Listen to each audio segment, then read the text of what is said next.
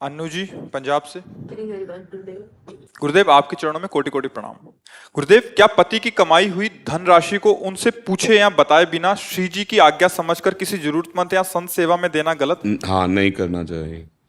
दोनों की सहमति होनी चाहिए। पति की कमाई हो या आपकी भी कमाई हो।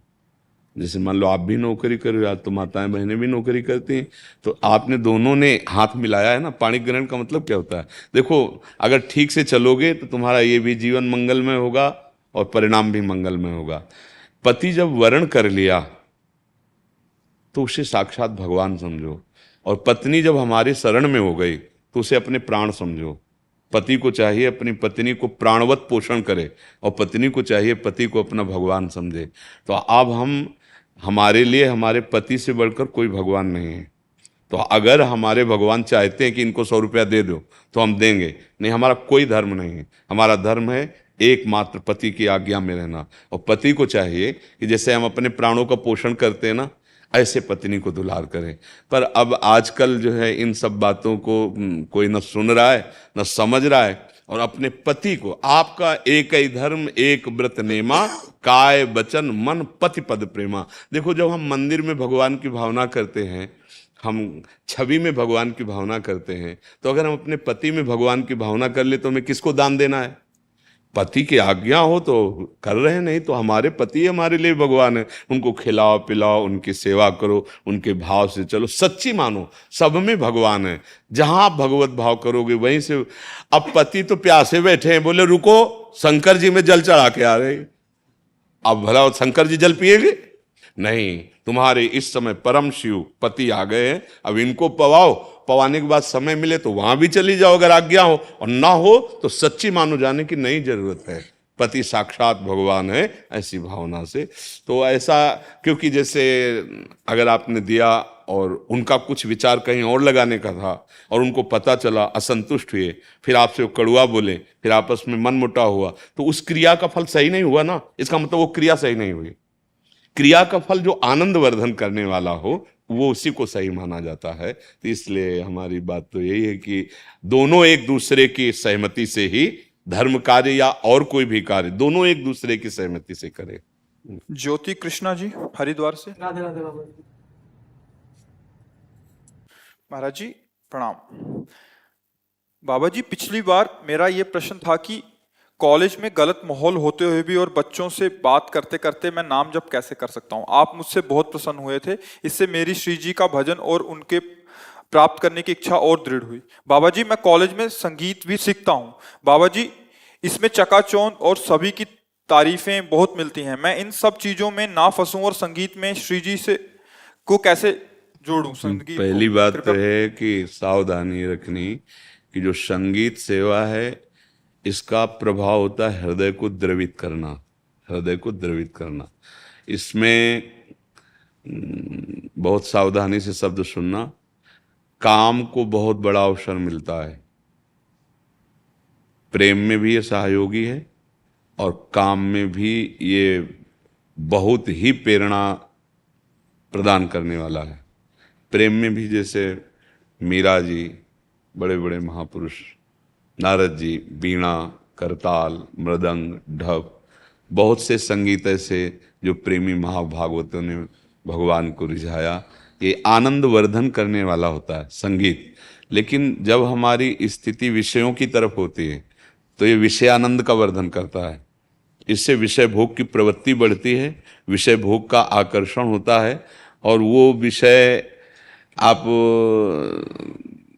लौकिक उन्नति को प्रधान मानने लगेंगे, और विषय सेवन में आपको अहंकार के कारण प्रियता बढ़ती चली जाएगी, और आपका संगीत जिस लिए था वो उद्देश्य नष्ट हो जाएगा।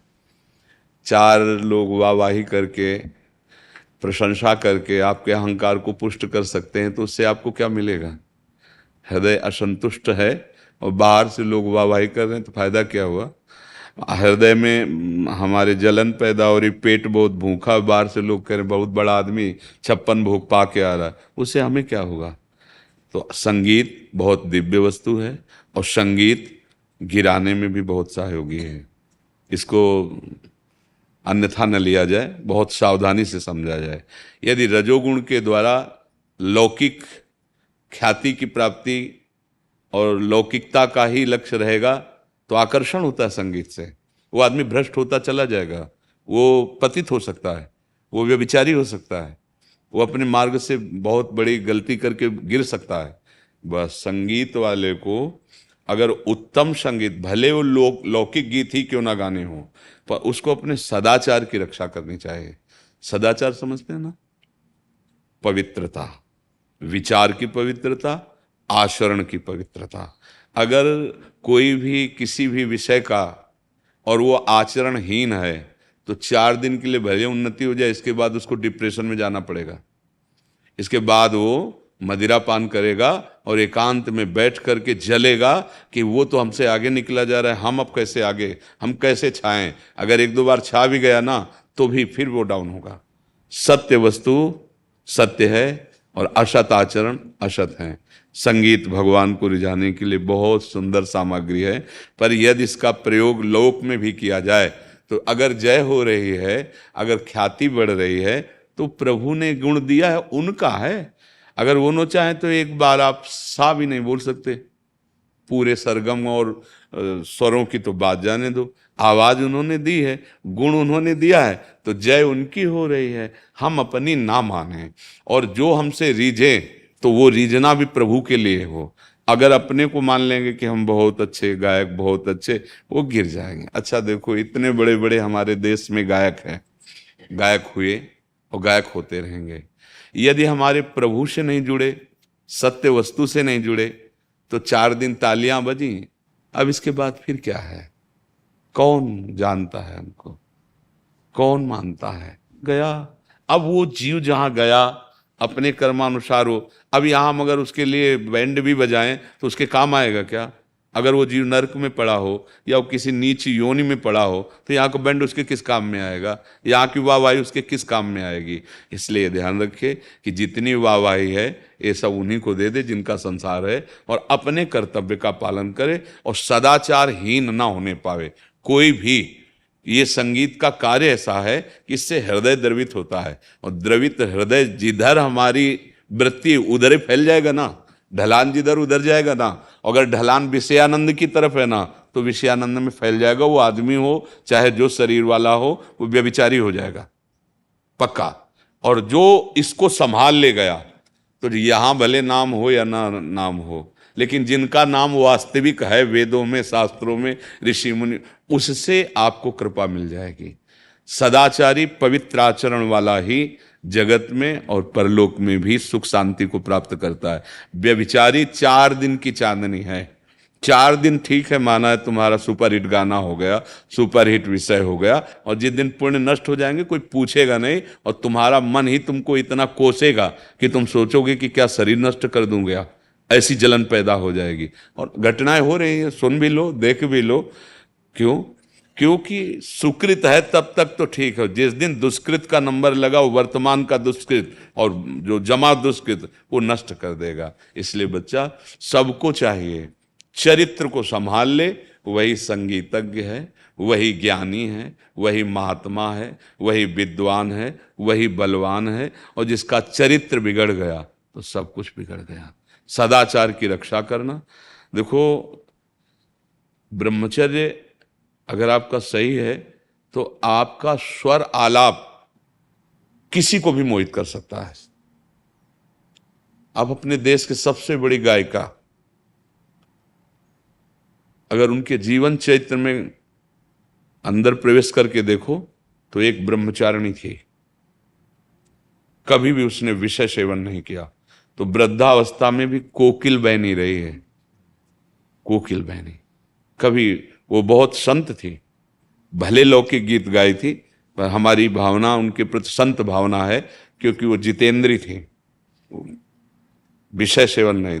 तो वृद्धावस्था में भी जब वो, कोई भी ऐसा विश्व में नहीं है कि उनकी आवाज से एक बार प्रभावित ना हो जाए। ये सदाचार का प्रभाव है, ये संयम का प्रभाव है। तो अगर गाना ही है तो भगवान को प्रधान रखना कि सबके हृदयों में आप ही बैठे हो नाथ। और चरित्र पवित्र रखना। जो चरित्रहीन होता है वो कितना भी यश प्राप्त कर ले, बाद में उसको तुम देख लेना, जाते जाते तो आप देख ही लेना, क्योंकि अब जाएगा तो उसकी बिगड़ी जो की है ना वो उसको भोगने को मिलेगी ना, तो जाते जाते तो उसकी हालत खराब हो ही जाएगी। अभी 4 दिन की चांदनी भले हो। बेविचारी, अपवित्र आचरण करने वाला, अपवित्र नशे करने वाला न यहाँ सुखी रहता है न वहाँ सुखी रहता है। हाँ, ये है कि 2-4 गाने हिट हो गए, सुपर हिट हो गए तो तालियां बजी, वाहवाही, तो पार्टी बनी, तो अहंकार को पचा नहीं पाता है। तो ऐसे नहीं, अगर किसी भी मार्ग में चले, कोई भी हो, तुम्हारा प्रश्न तो पूरे देशवासी भी सुन सकते हैं ना, तो कोई भी हो, अपने चरित्र को पावन रखते हुए अपने अपने विषय में पूर्ण कर्तव्य का पालन करे तो वो जय को प्राप्त होगा। यहाँ भले वाहवाही ना हो, लेकिन हमारे भगवान उसे प्यार करेंगे। और जिस पर भगवान की कृपा होती है ना, हाँ, उसको कुछ दुर्लभ नहीं रहता। जहाँ पर कृपा राम की हुई, तहाँ पर कृपा करे सबको ऐसा। हाँ भगवान, आचरण पवित्र होना चाहिए बच्चा। और आज हमारा समय, समाज आचरण विहीनता में ज्यादा जा रहा है। आचरण विहीन हम होते चले जा रहे हैं। चाहे कोई भी किसी भी कला में प्रवीणता प्राप्त करे तो उसका फल समझता है आचरण विहीन हो जाना, ये इससे पतन हो जाएगा। संयम से रहो। अगर गृहस्थी में भी तो अपने एक संयम व्रत, तो किसी भी मार्ग में जाओगे, भले तुम्हारी यहाँ ज्यादा उन्नति न हो, लेकिन वो भगवान की प्रसन्नता का हेतु बन जाएगा। हमें तो जाना ही है, हम सबको जाना है, आज नहीं तो कल जाना है। जाना है तो हमें जहाँ जाना है, हमको प्रधान बात वहाँ की रखनी है कि वो प्रसन्न हो जाए, जिसलिए हम आए हैं यहाँ, वो कार्य हो जाए। तो अगर संगीत भी है या क्रीड़ा भी है, कोई भी क्रीड़ा है, कोई भी खेल है, हम तो उसको भी सपोर्ट करते हैं। मानो कोई खिलाड़ी है और वो भारत को विजय दिलाता है, वो जीता, सुयश उसका हो रहा है, धन उसको मिलेगा, पर साथ में हमारा देश जुड़ा कि भारत का खिलाड़ी है, अमुक अमुक जीता। अब उसको पचा जाना तू, पर मुश्किल पचा पाते हैं, वो फैल जाते हैं। उस आम को पचा नहीं पाते तो धीरे धीरे फिर जो लौकिक उन्नति मिली है वो उनको विलासिता में फंसा देती है। तो मानव जीवन को जो लक्ष्य है वो चला जाता है। अब उसको सब भोग विलास मिल गए, समझ रहा मैं पूर्ण हूं, कितने दिन ये सब छूटेगा तेरा। सत्य वस्तु को प्राप्त करना ही मानव जीवन का परम लक्ष्य है। समझ रहे आप? पिंटू कुमार जी बिहार से। राधे राधे महाराज जी। महाराज जी, भजन योग और वैराग्य योग में क्या अंतर है? इन दोनों में सबसे उत्तम कौन सा है? अभी पहले नाम जप करो बच्चा, अभी तो बहुत बच्चा हो, अभी किसी योग की बात तुम नहीं सोचो। अभी पढ़ रहे हो है? हाँ, माता पिता के रोज चरण छूते हो? पिता है, माता नहीं। चलो, पिता के पैर रोज छूते हो?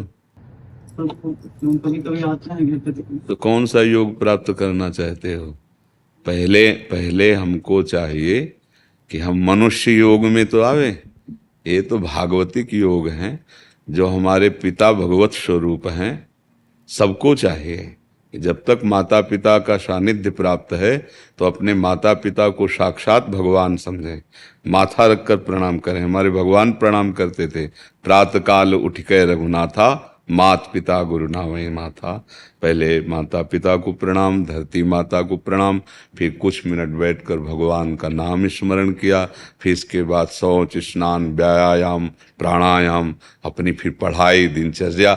अभी पहले इस योग में चलो। कोई भी योग प्राप्त करने के लिए पहले हमें मनुष्य योग चाहिए। हम अभी आसुरी योग को प्राप्त हो रहे हैं। हमारी बुद्धि जो है आसुरी प्रकृति की तरफ आकर्षित हो रही। आसुरी प्रकृति कहते हैं, आसु कहते हैं प्राणों को, जो अपने ही प्राणों को सुख देने की लालसा से दूसरे के प्राणों को दुख पहुंचाता रहता है, उसे आसुरी वृत्ति कहते हैं। तो पहले हम दैवी संपदा में आवें, फिर हम भागवतिक स्वरूप की तरफ आगे बढ़ें। तो जैसा हम कह रहे हैं पहले वैसे चलो, फिर अगली बार आना, आप जिस योग के विषय में पूछोगे भगवत प्रेरणा से जो बात आए वो समझ लेना।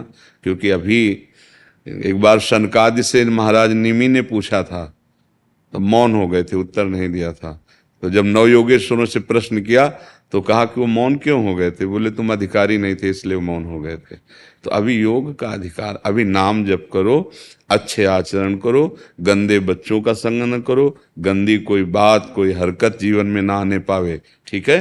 हाँ, अभी पढ़ाई में मन लगाओ, पढ़ाई भी भगवत भजन है, ऐसा थोड़ी है। जो ये सांसारिक विद्या है ये कोई निंदनीय नहीं है। अगर ये विद्या ना होती तो हम रामायण नहीं पढ़ पाते, हम भागवत नहीं पढ़ पाते, हम गीता जी नहीं पढ़ पाते। आध्यात्मिक विद्या में जो विद्या हमारा सहयोग कर रही है वो वंदनीय है। फिर संसार की विद्या का दुरुपयोग न करे, अगर सदुपयोग करे तो भगवान से मिलाने वाली विद्या बन जाती है। बड़े बड़े संत महापुरुषों के वचन हैं, हम तभी पढ़ पाते हैं जब ककारा मात्रा का ज्ञान हुआ, तो वो विद्या आई ना काम में। तो इसलिए मन लगा के अभी पढ़ो, ठीक है जी। डॉक्टर नागेंद्र जी। राधे राधे। राधे राधे महाराज जी। महाराज जी, मैं एक डॉक्टर हूँ। मैं पिछले 5 साल से आपको प्रत्येक सत्संग के द्वारा सुनता हूँ और मेरे से कोई अपराध ना हो जाए उसके लिए चिंतित रहता हूँ। भगवान, मैं जब गरीब पेशेंट से चार्ज बहुत कम लेता हूँ फिर भी उनको विश्वास नहीं होता और दुखी भाव से पैसे देते हैं, उसकी वजह से कई बार अपराध भाव मन में होता है कि मेरी वजह से फिर भी कष्ट हो रहा है, किसका मैं तो है? अपनी तरफ से अच्छा कर। हाँ नहीं, ऐसा नहीं। हमको भगवान को साक्षी रखना है। उसके अंदर जो बैठे हुए भगवान हैं वो सत्य निर्णायक है। वो क्या सोच रहा है मुझे नहीं सोचना है, मैं क्या सोच रहा हूं मेरा एक कर्तव्य है। आप मरीज को भगवान का स्वरूप मानते हुए जितना आपको भगवान ने ज्ञान दिया है, जितनी योग्यता दी है, पैसे की प्रधानता न रखते हुए आप उसकी सेवा कर दीजिए। और जो पैसा आपका बनता है, हम ये नहीं कहेंगे कि 1 रुपया कम कीजिए, आप दे दीजिए कि ये है। अब उसमें अगर उसकी वास्तविक आपको सामर्थ्य नजर आती है कि वास्तविक इसके पास पैसे नहीं हैं और अगर अब ये हमारे यहाँ रुकेगा नहीं और दवा नहीं तो इसकी हानि हो जाएगी, तो आपको भले अपने पैसे लगाने पड़े, पर अगर ऐसा कर दोगे तो भगवान लक्ष्मीपति हैं, वो दूसरे प्रकार से आपको दे देंगे। एक अद्भुत शांति, एक अद्भुत आनंद जो करोड़ों रुपए जमा करने पर भी आपको नहीं मिल सकती। हाँ, वो सोचता है, उसके सोचने से हमें कोई फर्क नहीं पड़ेगा। हमारी सोच में गलत नहीं होना चाहिए। आप समझ रहे हैं ना? आप डॉक्टर हैं, बहुत बढ़िया सेवा मिली है आपको, क्योंकि हर तरह के मनुष्य आपके पास आएंगे, क्रोधी भी आएंगे, कामी भी आएंगे, धनी भी आएंगे, निर्धन भी आएंगे। वास्तविक किसी किसी की ऐसी परिस्थिति होती है कि वो बेचारा, मतलब है बेचारा, वो चाहता भी है कि हम दे दें पर उसके पास नहीं है। ऐसी परिस्थिति होती है। जैसे अपने लोग अच्छे अच्छे सब भोजन पा रहे हैं, सब व्यवस्था, तो अपने को नहीं पता है, लेकिन हम गांव में पैदा हुए हैं तो वहाँ देखा है कि दिन भर मेहनत करने के बाद वो मिर्च रोटी से पेट भरते हैं और एक रजाई में पूरा परिवार अपना। अब उनको जब बीमारी, तो आज का केवल टेस्ट कराने के लिए, रक्त टेस्ट कराने के लिए और ये सब अल्ट्रासाउंड कराने के लिए 10,000 12,000 रुपया हो, तब वो एक बार वो चेकिंग उसकी हो, चेकिंग में वो बिक गया बेचारा, किसान आदमी, गरीब आदमी। अब उसको दवाओं का, तो अब वो क्या करे? अच्छा, डॉक्टर 1-2 मरीज तो उसको फ्री कर दे, अब उसके पास भी बहुत सी आवश्यकताएं, बिजली है, मशीनरी है, दवाइयां हैं। अब ऐसा थोड़ी कि सब डॉक्टर अरब खरबपति हैं कि अगर वो सबको फ्री कर दे तो भी काम चल जाएगा। तो अब आपको ये तो करना ही पड़ेगा, कुछ फीस तो लेनी ही पड़ेगी और उनको भी कुछ फीस देनी ही पड़ेगी। पर कभी अगर ऐसी परिस्थिति दिखाई दे तो उस परिस्थिति में फिर धन की परवाह न करे, धनी की तरफ ध्यान रखे कि भगवान है, वो देखेंगे। पर इस समय इसका कष्ट निवारण, इसका ऑपरेशन करना, जो हमारे तन से हो सकता है वो एकदम फ्री, जो तन से हो सकता है वो एकदम फ्री। मैं फीस नहीं लूंगा, लेकिन अब जो अन्य लगता है अगर वो मिल जाए तो ठीक है। अब वो क्या सोचता है उस पर तो आप मत सोचिएगा, आप अपनी तरफ से सावधान रहिएगा। सामने वाला क्या सोचता है इससे कोई प्रभाव अपने ऊपर नहीं पड़ता। अपना क्या उसके प्रति विचार है, इसका प्रभाव हमारे ऊपर पड़ता है। ठीक है, कोई इसमें संशय? जी। कृपा तो लाडली लाल की प्रिया प्रीतम की हम सबके ऊपर बहुत है। अगर कृपा न होती तो देखो आप धाम नहीं आ पाते, हमारी लाडली जी की कृपा न होती तो हम आप संभाषण नहीं कर पाते। जब प्रभु द्रवित होते हैं तो अपने प्रेमी जनों का संग दे देते हैं। जब प्रभु सबसे ज्यादा जिस पर प्रसन्न होते हैं तो भगवान जानते हो क्या देते हैं? साधु समागम। जिस पर भगवान प्रसन्न होते हैं, सुतदारा धन लक्ष्मी पापियों के घर होए, संत समागम हरि कथा तुलसी दुर्लभ दोए।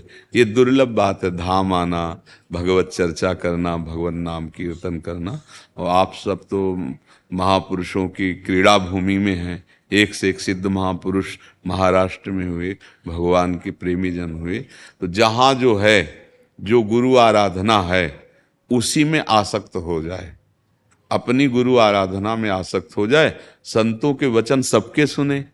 क्योंकि अब जैसे हम बोलेंगे राधा, कोई बोलेगा राम, कोई बोलेगा हरि, कोई बोलेगा कृष्ण, तो सब उन्हीं के नाम हैं। अपने गुरु ने जो अपने को दिया है उसी में निष्ठा धारण कर ले और उसी से बेड़ा पार हो जाएगा, उसी से मंगल हो जाएगा। तो कृपा तो हम सबके ऊपर है ही है। अगर कृपा न होती तो प्रभु इस संसार रूपी दलदल से कैसे अपनी ओर आकर्षित करते। हम उनका नाम बोल पा रहे हैं, उनकी कृपा है। हम उनके विषय की बातें सुन पा रहे हैं, उनकी कृपा है। हम उनके विषय में बोल पा रहे हैं, उनकी कृपा है। उनकी कृपा के बिना ना हम बोल सकते हैं, ना सुन सकते हैं, और ना हमारा मन उनकी तरफ जा सकता है। इसलिए हमें बार बार इस बात को स्वीकार करना है कि मेरे ऊपर बहुत कृपा है, पर मैं अयोग्य हूँ। मैं अयोग्य हूं, पर मेरे ऊपर बहुत कृपा है प्रभु की। अगर ये भाव बना रहेगा तो कहते हैं कि जैसे पिता की प्रॉपर्टी पर पुत्र का अधिकार हो जाता है, ऐसे उस दैन्य भक्त का अधिकार परम पद पे हो जाता है, जो हर क्षण सोचता रहता है कि यद्यपि मैं अयोग्य हूं, पर प्रभु की मेरे ऊपर बड़ी कृपा है। और जो सुख पड़े उसे चुपचाप सह ले, और नाम गुरु प्रदत्त जो अपने आचार्य परंपरागत है, खूब नाम जप करे, तो इसी से भगवत प्राप्ति, भगवत प्रसन्नता हो जाती है। 10 साल हो गए दवाई खाते माता जी भक्ति मार्ग आई। अब हमारी बात आप मानोगे नहीं, क्योंकि आप कामना पहले ही हृदय में रख रहे हो। नहीं तो राधा राधा जपो, देखो तुम्हें 10 साल पाते हो गए, मुझे 18 साल हो गए किडनी फेल हुई, और 18 साल से दवा और ये डायलिसिस, तो हम निराश थोड़ी हैं। आप भी निराश मत होइए, राधा राधा रटिए, शरीर का जो दुख सुख है उसे भोग लीजिए। और एक बात तो पक्की समझ लो कि यहाँ से चलना है, यहाँ से जाना है। हाँ, तो निराश मत होइए, दुखी मत होइए। ऐसा मत सोचिए कि कोई ऐसा चमत्कार इस भूतल पे कर सकता है कि तुम्हें जवान कर दे, तुम्हारी किडनी ठीक कर दे। तो ये सब देखो नौटंकी नाटक की बातें अलग हैं। अगर ऐसा होता ना तो फिर पूरा भारत में औषधि की जरूरत नहीं होती, सब ठीक हो जाते। जब जो ये नाटक करते हो ना, उनको भी देखना, जब बीमार होंगे तो जाएंगे वहीं अस्पताल। इसका मतलब है कि दुख सुख भोगना पड़ता है, और राधा राधा कह लो तो अगली बात सही हो जाए। जय जय श्री राधे। आप तो साक्षात प्रभु का रूप बन के आए। राधे राधे महाराज जी। राधे राधे। आप और कुछ सुना सकते हैं? क्या सुना सकते हैं? सुनाओ। जय हनुमान ज्ञान गुण सागर, जय कपीस तिहुँ लोक उजागर, रामदूत बलधामा अंजनी भूत पवन सुतनामा, महावीर विक्रम बजरंगी, कुंती निवास सुमति के संगी, कंचन वरण विराज सुवेशा, कानन कुंडल कुंचित केसा, हाथ वज्र ध्वजा विराजे, कांधे मूढ़ जनेऊ साजे, शंकर सुवन केसरी नंदन, तेज प्रताप महाजगवंदन, विद्यापान गुणी अति चातुर, रामदास कहिवे को आतुर, प्रभु चरित सुनवे को रसिया, राम लखन सीता वन बसिया, सूक्ष्म रूप से आई दिखावा, विटक रूप लई लंका, जराबा भीम रूप धरि सिर संहारे, रामचंद्र के काज सवारे, लाए सजीवन लखन जाए, श्री रघुवीर हर्ष लाए, रघुपति की नी बहुत पढ़ाए, तुम मम प्रिय भरते संभाई, सास बदन जस तुम्हारो आप क्या सोचते हो? आपको और बात कर ले जब बचपन में थे ठीक है, फिर आगे सुना ला आके, ठीक है महाराज जी। भगवान जी जल्दी कैसे प्रसन्न होते हैं? बस हनुमान जी को तुम प्रसन्न कर लो तो भगवान जी तुम्हारे प्रसन्न हो जाएंगे। और अगर हनुमान जी को प्रसन्न करना है तो सिया राम सुनाना पड़ेगा उनको। अगर सीताराम सुनाओगे तो हनुमान जी प्रसन्न हो जाएंगे। और राम रसायन तुम्हारे पासा, तो हनुमान जी के पास राम जी का प्रेम रस है, और प्रेम से भगवान प्रसन्न हो जाते हैं, प्रेम से भगवान प्रकट हो जाते हैं। समझ गए आप? हाँ, आप सिया राम हनुमान जी को सुनाओ। और देखो, अच्छे आचरण करना, गंदे बच्चों का संग न करना, मम्मी पापा के रोज चरण छूना। छूते हो आप चरण? हाँ, इसलिए माता पिता के चरणों के प्रणाम करने से आयु बढ़ती है, बुद्धि बढ़ती है, और कीर्तिवान होता है, वो यशस्वी होता है। इसलिए ठीक है, आज से अपने माता पिता के चरण छूना और हनुमान जी महाराज को सिया राम नाम सुनाना। ठीक है? अच्छे बच्चे।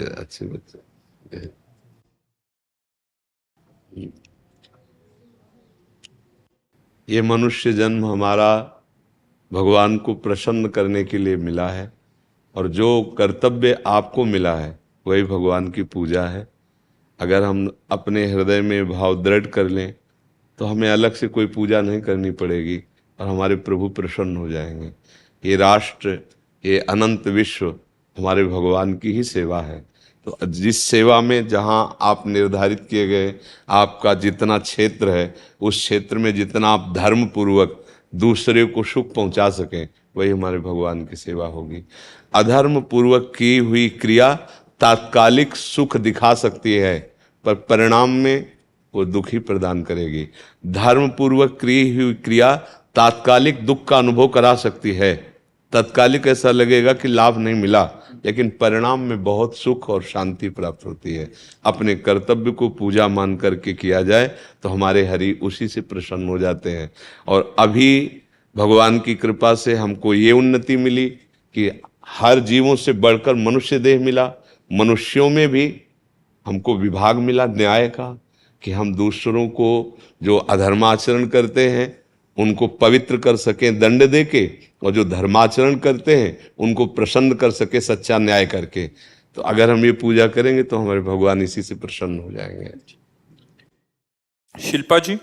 राधे राधे हरिवंश। महाराज जी प्रणाम। महाराज जी, जब आपका व्यवहार सबके साथ अच्छा हो, आप सबसे प्रेम से बात करते हो, परंतु कुछ समय ऐसी स्थिति होती है कि आपको कड़ा बोलना ही पड़ता है, परंतु बुरा नहीं चाहते किसी का। जिनको कड़ा बोलते हैं तो वो व्यक्ति को खराब लगता है और फिर वो मन में गलानी होती है। आप अधिकार के अनुसार कड़ा बोला जाता है। जैसे गुरु पद पे हैं तो शिष्यों के दोष दर्शन करके उनको निर्दोष बनाने के लिए उन पर कड़ी वाणी का प्रयोग और कड़े दंड का प्रयोग किया जाता है, उनके मंगल के लिए। या माता पिता अपने बच्चों के लिए, या मित्र अपने मित्र के लिए, बस इसके आगे नहीं। अधिकार के अनुसार क्या, ऐसा थोड़ी आप जगत गुरु पद पे थोड़ी कि आप सबको डांट सकते हैं या आप सबको कड़वा बोल सकते हैं, क्योंकि आप अपनी बात में स्थिर होइए कि आप सबसे प्रेम से व्यवहार करते हैं, आप अच्छी बात करते हैं, तो आप में अभिमान है क्या अच्छाई का? अगर है तो सबसे बड़ी बुराई तो हमारे अंदर बैठी हुई है, हमें उसे निकालना चाहिए। सामने वाले में दोष देखने का अधिकार दो को ही है, या सदगुरुदेव को, गुरु पद पर जो भी विराजमान हैं, वो चाहे टीचर भी क्यों ना हो, अपने विद्यार्थी को निर्दोष करने के लिए, उन्नति के लिए वो डांट सकता है, दोष दर्शन कर सकता है, और माता पिता कर सकता है। अगर सच्चा कोई मित्र है तो भी वो गुरु तुल्य ही है। जो कुपंथ से निवार करके सुपंथ में चलावे उसे दोस्त कहते हैं। कुपथ निवार सुपंथ चलावा उसे मित्र कहते हैं। बकाया फिर और दोष दर्शन करने का अधिकार नहीं। अगर उपासक और दोष दर्शन करता है तो वो अपनी उपासना से हाथ धो बैठेगा। कड़ा बोलने का अधिकार माता पिता गुरुजनों को है, क्योंकि वो उसको सुधारना चाहते हैं। उनका उद्देश्य है कि ये प्रीति या भय से अच्छे आचरण वाला बने, भगवान का भक्त बने या देशभक्त बने, समाज सेवी बने। ऐसे इसमें गुण आवे जिससे इसका मंगल हो और इसके संग से दूसरों का मंगल हो। तो पहली बात आप क्या हैं ये देखिए।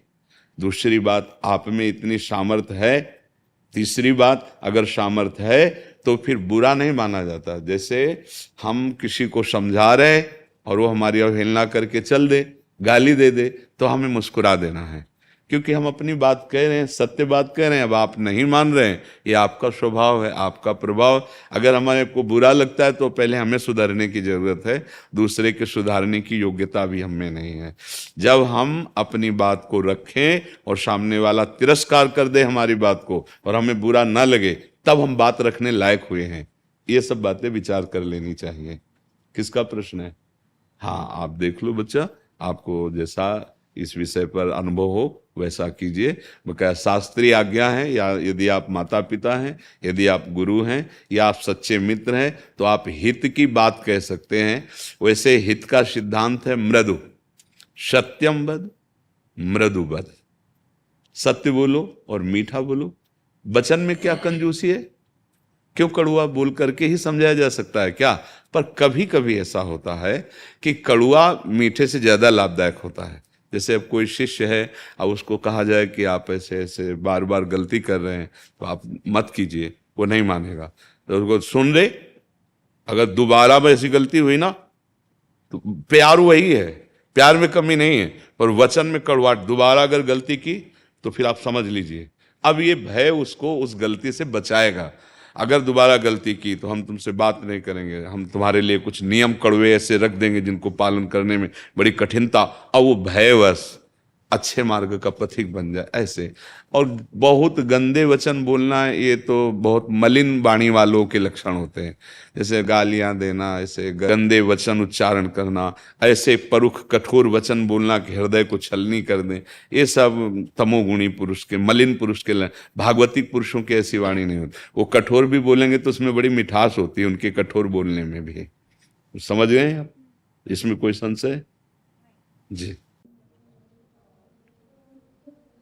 महाराज जी, हाथरस स्कूल के बच्चे हैं, वहाँ एक स्कूल। हाँ ओ, हाँ बैठो बैठो, बैठ जाओ, आ जाओ आ जाओ आ जाओ आ जाओ, सब बच्चे आ जाओ, लाला, बैठ जाओ, आ जाओ सब बच्चे बैठ जाओ। सद्गुरुदेव भगवान के चरणों में नमो अर्पण। विश्वास नहीं हो पा रहा कि श्री जी की कृपा और आपके आशीर्वाद से बच्चे आपका सानिध्य प्राप्त कर रहे हैं। सद्गुरुदेव भगवान, बहुत सारे बच्चे आने के लिए मुझसे लड़ रहे थे, झगड़ रहे थे, लेकिन क्योंकि व्यवस्था नहीं बन पा रही थी इसलिए एक साथ नहीं आ सकते थे। इसलिए हमने एक शर्त रखी इनके सामने कि सद्गुरुदेव भगवान के ऊपर आपको निबंध लिखना है। सब बच्चों ने निबंध लिखा सद्गुरुदेव भगवान, और जो बच्चे सही लिख पाए उनको आपका आशीर्वाद दिलाने के लिए लाया हूं। नहीं, जो सही नहीं लिख पाए हैं उनको भी हमारा आशीर्वाद रहेगा, हाँ, कि वो भी आगे बढ़े, सही लिख पाए। हाँ, बहुत सुंदर जी। बाकी इनका लगभग सबने प्रश्न भी रखे थे अपने के सद्गुरुदेव भगवान से जाके हम अपने अपने प्रश्न रखेंगे। इनमें ज्यादातर का प्रश्न ये था सद्गुरुदेव भगवान, कैसे आखिर हम अच्छी पढ़ाई करते हुए अपने मार्ग को, अपनी मंजिल को प्राप्त कर सकते हैं, इधर उधर हमारा ध्यान न भटके, और कैसे हम श्री जी के चरणों में अपने ध्यान को लगा सकते हैं, ऐसा इनका प्रश्न था। हम प्रारंभ इस बात से करते हैं कि आप जब प्रातः कालीन उठें तो पहले उठने का नियम लें कि सूर्योदय के 1 घंटा पहले हम उठेंगे।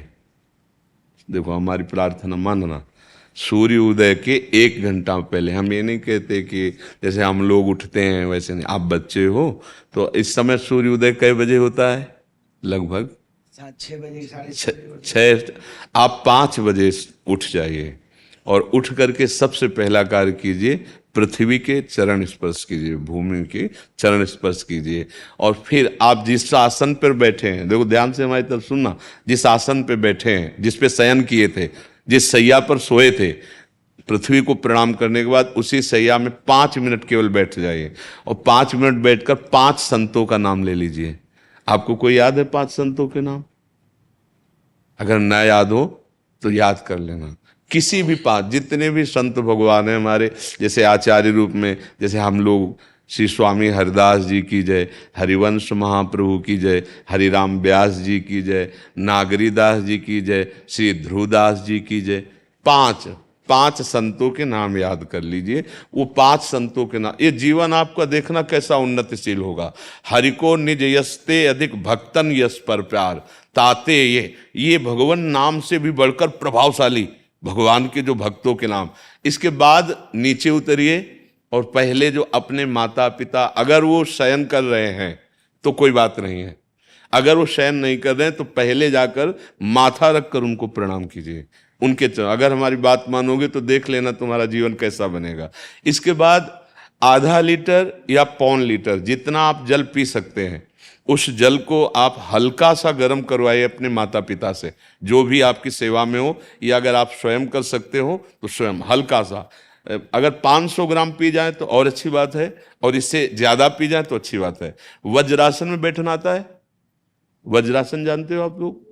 कैसे हमें बैठ के दिखाओ। नहीं, ये पद्मासन है।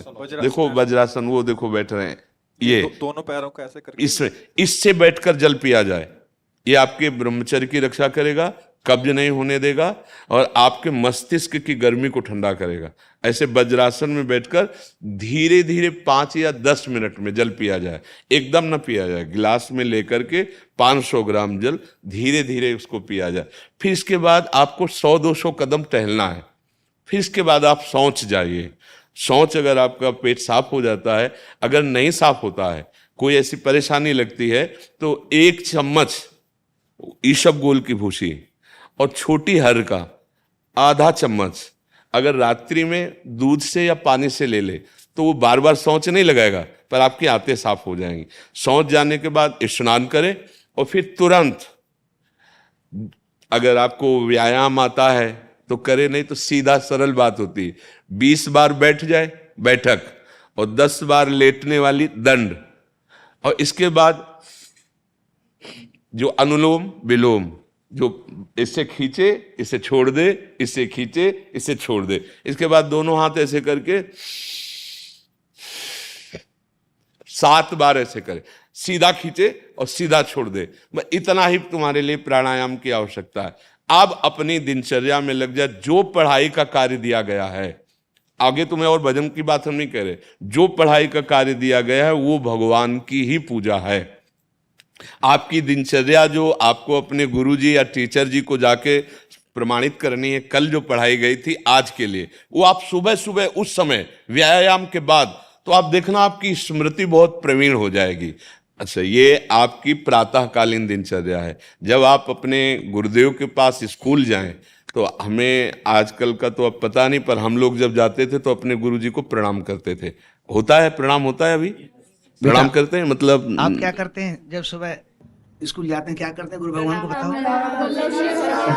अच्छा, यह सब तो ये ऐसा पहले गुड मॉर्निंग गुड आफ्टरनून करते थे बच्चे। अब जब से आपका आशीर्वाद मिला है, श्री जी की कृपा से, सब राधा वल्लभ शेरवंश, नर्सरी के बच्चे भी राधा वल्लभ शेरवंश बोलते हैं गुरुदेव भगवान। हाँ, तो जो स्कूल में आपको पढ़ाई पढ़ा रहे हैं वो तो बात है। अब आपको जो हम खास बात बताना चाहते हैं वो कि देखो, अभी छोटे छोटे बच्चे हो, बच्चों में कुछ बच्चे ऐसे गंदे बच्चे होते हैं जिनके गंदी बातें दिमाग में आ जाती हैं और गंदी बातें वो करने लगते हैं आचरण में। आप लोग इतना तो जानते ही होंगे कि गंदी बातें किसे कहते हैं। आप लोगों के पास अगर मोबाइल है तो कभी गंदी बात देखना नहीं। कोई भी बच्चा अगर गंदी बात दिखाए तो अपने टीचर से या अपने माता पिता से जाके शिकायत करनी चाहिए, वो बहुत हानिकारक होती है। कभी कोई भी गंदी बात अपने द्वारा नहीं होनी चाहिए। अभी आप नवीन जीवन धारण किए हुए हैं, आप भगवान की प्राप्ति, देश की भक्ति और बहुत अच्छे अच्छे पदों में जा सकते हैं। देखो, जब हम लोग स्कूल में पढ़ते थे तो कोई ये थोड़ी जानता था कि ये बच्चा अभी महात्मा बनेगा, कोई थोड़ी जानता था। स्कूल में जब पढ़ते थे तो थोड़ी कोई जानता था कि ये मुख्यमंत्री या हमारे देश के प्रधानमंत्री बनेंगे, लेकिन इन्हीं में तो बनते हैं ना अच्छे पवित्र आचरण और पवित्र संस्कार। ब्रह्मचर्य के लिए गंदे बच्चों का संग त्याग करना, गंदी कोई ऐसी हरकत सिखावें या बात सिखावें तो उसको सुन करके छुपा नहीं लेना, तुरंत अपने टीचर से बताना या अपने माता पिता से बताना, और ऐसे बच्चे का कभी संग नहीं करना। और रात्रि के सोते समय ये जरूर ध्यान देने वाली विशेष बात है, रात्रि के सोते समय जो भगवान का नाम प्रिय, जैसे इन लोगों ने आप लोगों को बताया राधा वल्लभ शेर, तो सोते समय बस प्रार्थना करो कि हे प्रभु, आज दिन हमारा जो भी गलती हुई हो वो हमको आप प्रार्थना करते हैं कि आप हमें समझाओ क्या हमसे गलती हुई। अगर पूरी दिनचर्या में ऐसा लग रहा है हमसे कोई गलती नहीं, तो भगवान सुबह से अभी तक हम सोने जो जा रहे हैं ये पूरा समय आपको समर्पित। आप देखना, इसका फल देखना, एक तपस्वी की तपस्या का जो फल होता है ना, उसका ये फल मिलेगा। और सोते समय बस राधा वल्लभ श्री हरिवंश, राधा वल्लभ श्री हरिवंश, इधर उधर ना सोचते हुए, ना मोबाइल देखते हुए, ना कोई गंदी बात मन में, और चुपचाप सो जाइए। और जब फिर सुबह उठे तो फिर ऐसी दिनचर्या। और पढ़ाई इस समय तुम्हारा भजन है, इस समय भजन तुम्हारा पढ़ाई है। क्योंकि आज हम गीता पढ़ पा रहे हैं, भागवत पढ़ पा रहे हैं, तभी पढ़ पा रहे हैं जब हमारे गुरुजी ने हमको काका गागा सिखाया था।